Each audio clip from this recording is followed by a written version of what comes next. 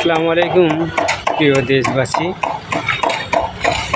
আমরা সকলেই জানি এটা রোজার মাস, কিন্তু রোজার মাস কিন্তু আমাদের কাজ করে তো খেতেই হবে। আমাদের দেশের চালু আছে, আমরা রাজমিস্ত্রি কাজ করি, আমাদের কাজ দেখা দেখি কাজ করে যেতে হয়, করতে হয়।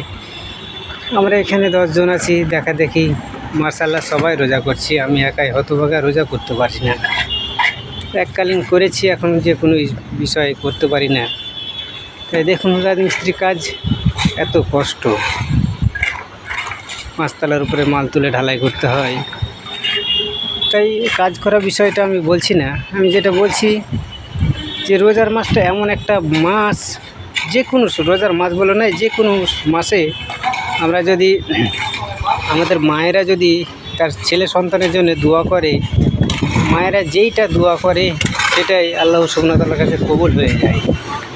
তাই মায়েদেরকে বলবো, দোয়া ছেলেদের জন্য দোয়া এমনই করতে হবে যাতে এত কষ্টের মধ্যে এই কাজ করে, জানেন তো রোজা রাখা অসম্ভব, তার সাথেও রোজা করতে হয়। হিসাব করে বলতে হবে, আল্লাহর কাছে দোয়া চাইতে হবে যে আমার ছেলেকে তুমি এমন বানাও, এমন করো যাতে তার ইসলাম আনতে সহজ হয়ে যায়, তার ব্যবসা বাণিজ্য করতে সহজ হয়ে যায়, পৃথিবীর বড় কিছু করে।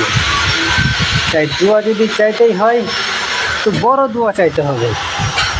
ছেলেদের জন্য দোয়া যদি করতেই হয়, বড় দোয়া করতে হবে, পৃথিবীর সব থেকে বড় ইসলামিক বানাও আমার ছেলে মেয়েকে, এমন দোয়া করতে হবে। তাই মায়েদের দোয়া কবুল হয় যে কোনো মুহূর্তে আল্লাহ সুবহানাহু ওয়া তাআলার কাছে। তাই অনেক সময় বলি না, ছেলেদের জন্যে দোয়া করি, ভালো দোয়া করি, আবার খারাপ দোয়া করি, তুই মরে যা, তুই বেঁচে থাক, তুই চুরি হবি, তুই খেতে পারবি না, তুই সংসার করতে পারবি না, এমন দোয়া করি আমরা। তাই প্রত্যেকেই বলবো, আমাদের খারাপ দোয়াটাও আল্লাহর কাছে কবুল হয়, আমাদের ভালো দোয়াটাও আল্লাহর কাছে কবুল হয়। তাই দোয়া যদি করতে হয়, আমরা ছোট দোয়া কখনো করব না, বড় দোয়া করব।